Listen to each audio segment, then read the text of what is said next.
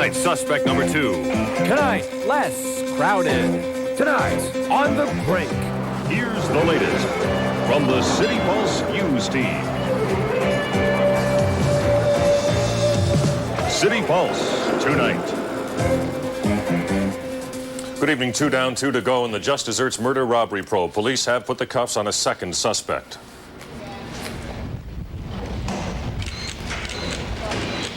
This morning, another male had been arrested by the name of O'Neill Grant, 22 years of age. He was arrested in his home in Scarborough, brought to 52 Division, where Detective Sergeant Snedden and Gauthier came and spoke to the person. Subsequently, he has been charged with manslaughter and 12 counts of robbery. Police have already alleged that the other suspect in custody, Lawrence Brown, had the sawed-off shotgun in the just desserts robbery that killed Vivi Lamonis. Mr. Grant was actually nabbed at his girlfriend's Lawrence Avenue East apartment this morning. Well, the security video is very helpful in getting names of possible suspects for the police very early on in the investigation. It's a very methodical process, building a proper criminal case against people before the charges are laid. Hence the delay in Mr. Brown being charged, and this man, Mr. Grant, as well. They say they're going to have to go through the same process before 3 and 4 are picked up. And the investigators only gave us that information that they did go to his home and arrest him there. There was no one, he did not give himself up to investigators. So, again, with the information still outstanding and still 2 parties outstanding, so a lot of the information can't be revealed yet because of the other 2 parties. Grant appeared briefly at Old City Hall Court. He was quite agitated and caused some commotion in the courthouse before and during his appearance. O'Neill Grant will be back in court tomorrow morning for a bail hearing, but it'll likely be pushed back a week or 2. A lone suspect wanted tonight in an after-dark sex attack spree in Etobicoke. 3 boys approached in the past month, all waiting for a bus or walking alone, and each time they were threatened with a knife or gun.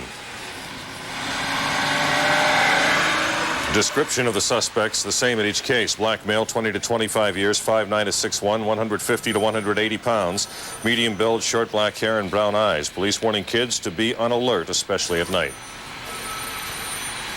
St. Jamestown alert to alarming social problems tonight. Natalie Peugeot heard a community voice its fears about drugs and crime. Natalie? That's right, Mark, but before the meeting, 2 residents gave me a first-hand taste of day-to-day dangers. So, robberies, break-ins, murders. In your building? Right, yeah. Right in the building, certainly. I go in my apartment now, and I lock 4 locks. 4 locks? 4 locks. I am scared that somebody might come in and, you know. What about drugs? Oh, yeah. Lots of drugs. Yes. I got a drug pusher right on my floor, and I don't mind saying it.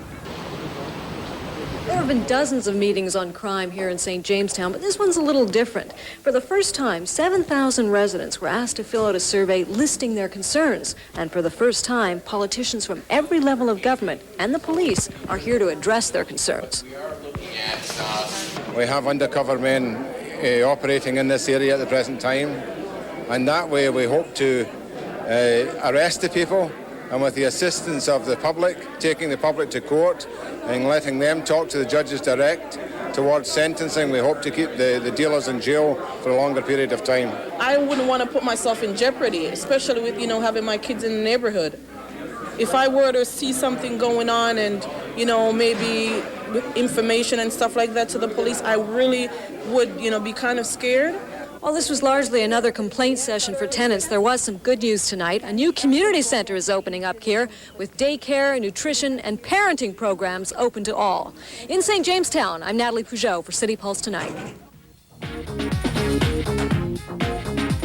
The concerns of St. Jamestown, especially the violence, are concerns of the whole city. That's why Wednesday at 8 on Talk TV, we'll be asking, is Toronto the good turning bad? There'll be a number of special guests and phone lines will be open because your input is what matters most. While we tackle the tough issues Wednesday, 3 Metro cops began facing a few tough questions today. Or they would have if the inquiry into allegations they publicly strip-searched Audrey Smith had ever gotten past arguments about evidence. And I say that there's relevant information that is very relevant to the credibility of the complainant and her witness or witnesses, and I want it. That is not what this inquiry is about. That's not what Miss Smith thought she was coming into when she came here. She thought she was going to give evidence to substantiate allegations of police misconduct. Tomorrow, after a review of the facts, judges will decide whether or not to bar the testimony of Ms. Smith or her witness. Only then will the three officers begin defending themselves against charges of discreditable conduct. Evidence tonight in another hearing, the case of the perfume saleswoman fired because her bosses say she smelled bad. Sharon Bagnall is suing Calvin Klein Canada for $150,000. Tonight, she has the surprise support of a witness who admits he made up evidence to please his supervisor. Sharon was a wonderful person and she did not smell. That is basically the truth, and that's why I'm here today. So she doesn't stink? No, she doesn't. For Chris to come forward and take the high road and to tell the truth means everything to me. Everything. We feel that this evidence is fairly important. I suggested it was of critical importance. It's in direct contradiction to some of the evidence previously heard. The woman's bosses argue their side of the case next, but so far the judge has not ruled whether the testimony will eventually be admissible. Thank you for calling today's temporary. This is Cindy. How may I help you? Successful boss-employee relationship spotlighted tonight. It's Secretary's Week, bouquets for the staff. But after 3 decades, the week may turn out to be obsolete as the position of secretary becomes extinct. 20 years ago, our thickest file used to be our secretarial file. Now we have administrative assistants, executive assistants, and administrative officers. We don't even have a secretarial file anymore. These people have evolved in their duties as well as the title. It's not just a name. It's they take business courses rather than secretarial courses. The idea was started originally by florists trying to drum up business. Some offices told us they've renamed it Employee Appreciation Week. So what do you think? Is Secretary's Week outdated? No, I don't think so. Secretaries should be respected for what they do. They work hard, and from the experience I've had in the past in business, secretaries work much harder than most men. I think they deserve all the recognition they can get. They do things that I would want to do, and they're very underappreciated. Actually, it is my experience that businesses and organizations are run by secretaries. Their managers and CEOs, they make the money, but the secretaries actually does the work. No, I don't think so, because I think everybody needs a pat on the back sometimes, and sometimes secretaries are overlooked in the work that they do, so every bit of encouragement helps. Whether you support it or not, International Secretaries' Day is this Wednesday.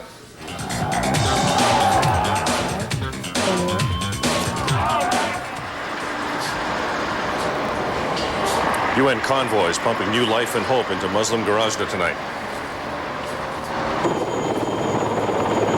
Choppers evacuating the worst of the wounded, 200 so far, about 400 to go.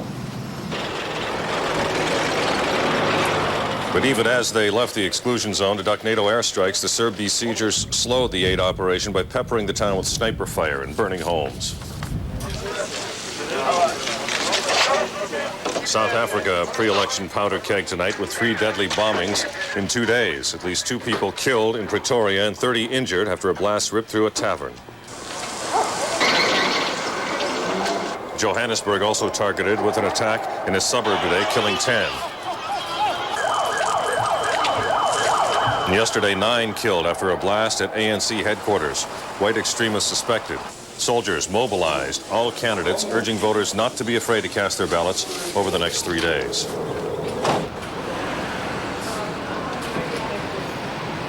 And local South Africans get their say in the historic vote tonight. Last-minute preps at polling stations in and around Metro. Most eager to cast their ballots, but not everyone. You were thinking of voting? Yes. And now, maybe not? No. Why? When I saw these bombs, then I realized that, you know, the real voting is actually not in the ballot, but in the bomb, in the bullet. It's the first time that I'm ever going to vote in my life. I've been in the country for 19 years, and I've never ever had an opportunity to vote. So. The country is seeing a rebirth, but the real work begins the day after the election. The 5,000 to 6,000 local South Africans will be voting between 7 a.m. and 7 p.m. tomorrow. It's a long, drawn-out process, so we're hoping for early returns Friday. Democracy in action for other expats at the Driftwood Community Center tonight. Guyanese Canadians concerned about their kids' education. Bob Ray's Royal Commission on Learning, their forum.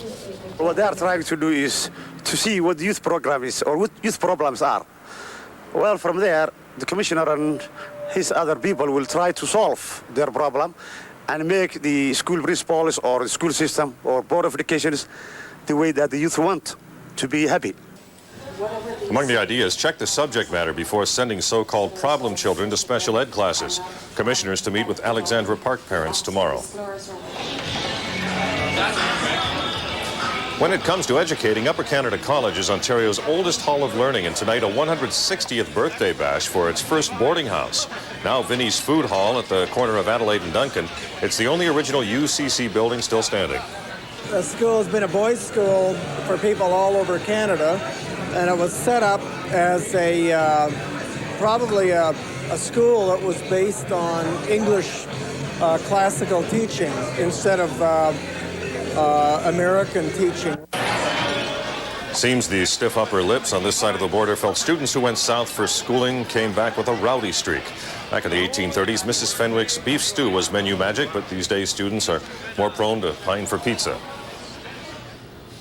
And we're more prone to pine for some kind of reasonable weather. It was volatile today, Harold. And it's going to be volatile again for a couple of days. We had another 6.5 millimeters since 7 o'clock this evening. More showers and thunderstorms to come. Now let's find out what's happening in sports. Here's John. All right, the usual bevy of NHL highlights for you. We'll talk to Dave and Doug at the Toronto Maple Leafs, throw a little baseball, and Cito gets the Cates. Hi, I'm Glenn Baxter. Coming up in entertainment, some of Toronto's top talent bark at the moon. Every time I hear that melody, something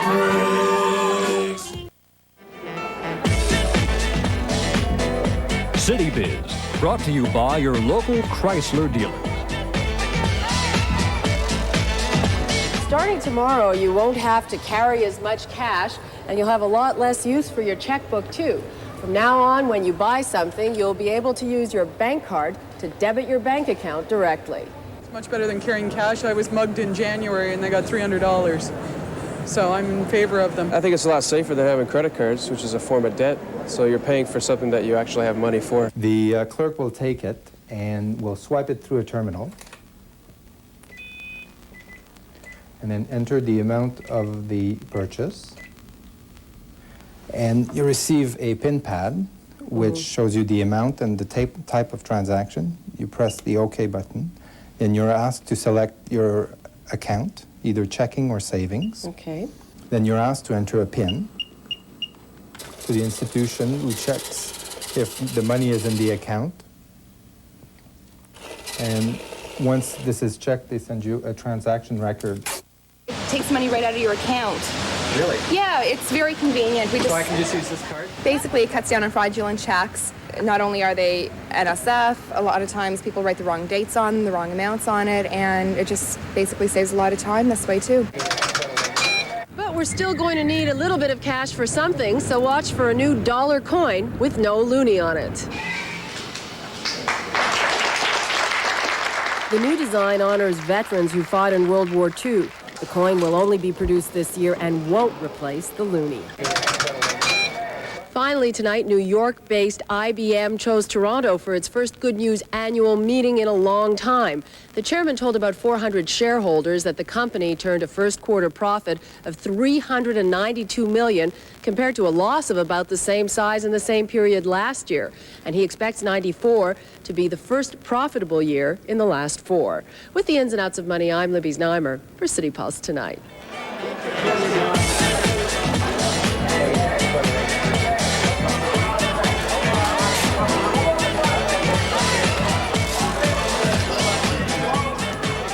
In entertainment tonight, a full moon night ball at the Squeeze Club. Here's Glenn Baxter with the live on.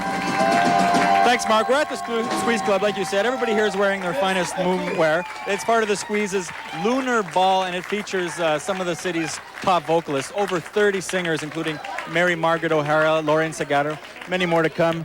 Right now, we're in between acts, so we'll throw the first story. The hottest ticket in town, crowded house at Massey Hall. I spoke to frontman Neil Finn before the show about longtime drummer Paul Hester, who quit the band last week in Atlanta.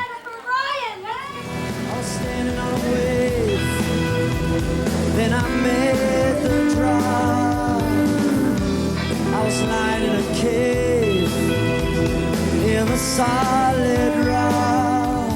Why did Paul Hester leave in the midst of the tour? He wanted to go home. Yeah, he did. Seriously, that is about as simple as the answer you can get, really, is that he just he couldn't cope emotionally or psychologically with being on the road anymore, and he was becoming a darker and darker character, which was not good for him and not good for us ultimately. So he snapped, and in Atlanta he just had a very black day, and he came to us and said, look, I can't do this anymore. I thought I could make it to the end of the tour, but I can't. Were you surprised by the timing at all? Well, you know, it had to come sometime. There's no good time to announce something like that. No, perhaps before the tour might have been quite a good time, but... We left a little dust on his Persian rug. To the sounds of the breezes that blow, and I'm dying to please to your calling. With your heartstrings that blow soft and low, you know the That's Jennifer Ryan performing Moon Dance, very appropriate for this lunar ball here at the Squeeze Club. Also tonight over at the Cold City Gallery, Daniel McIver and Fiona Hyatt read from the novel K Darling, which is set in the annex neighborhood of Toronto. Erica M. attended the launch. First you go out with really cute, but almost always terminally immature cool boys. You go out with them until you're about 24, and then you realize you can't save them and you better get out while you still can. It's about young people coming to a city to get educated, to get jobs, and to get laid. And we didn't really think about it in terms of how is this generation different from another generation. We just wrote about the lives that were happening around us. Our friends. And our own. It really is. I feel like I know those people, and I probably have met a few of them, haven't I? Probably. That's right. That's what we tell everybody. Actually, you're in the book. What I should do is join the Y and then go. Weights, the pool, squash, worry. I don't know how to play squash. I'll learn. The book is called K Darling, and it's published by Coach House Press. I'm Erica M. for CityPulse Tonight. All right, we're back at the Squeeze Club. Jennifer Ryan performing Moon Dance. Mark, we'll leave you off with her. Moon Dance at the Lunar Ball, right here at the Squeeze Club.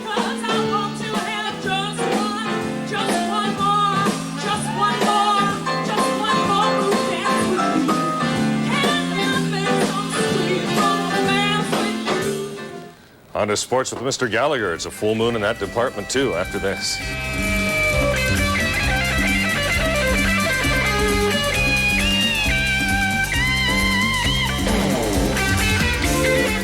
How you doing, fans? Gallagher in sports tonight. Salami sandwich, anyone? Come on, it's grand. You'll love it.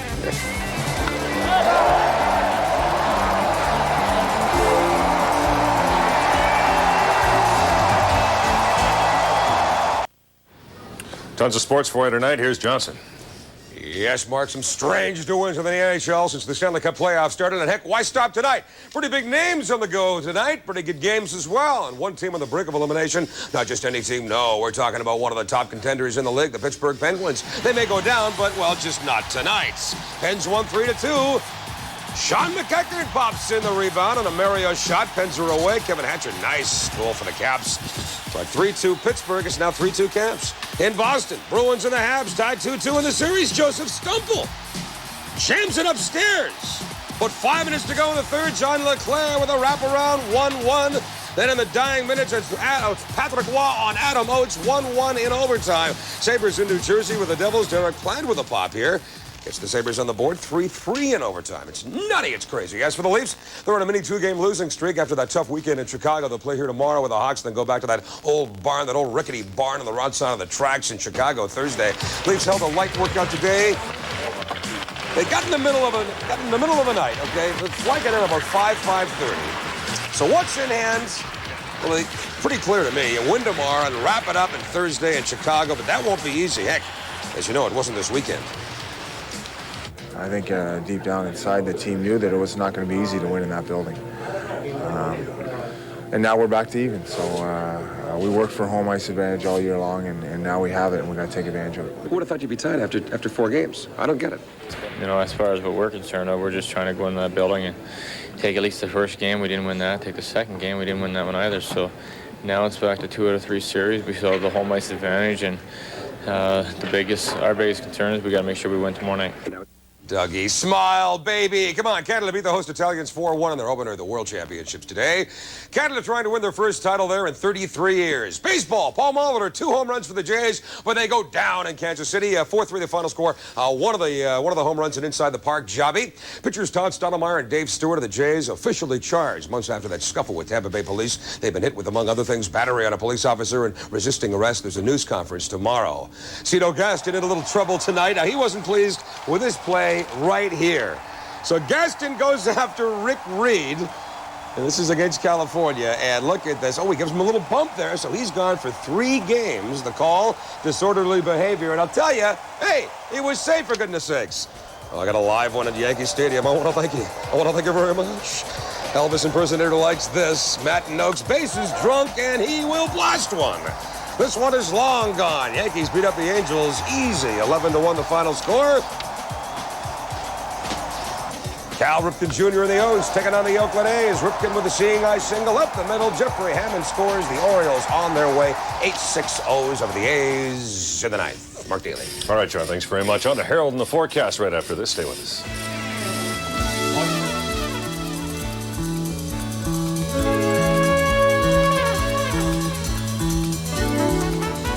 Take the umbrella, there's more of the wet stuff on the way. Stay tuned, we're back after the Bell Canada Weather Shot. The Eyes of Toronto.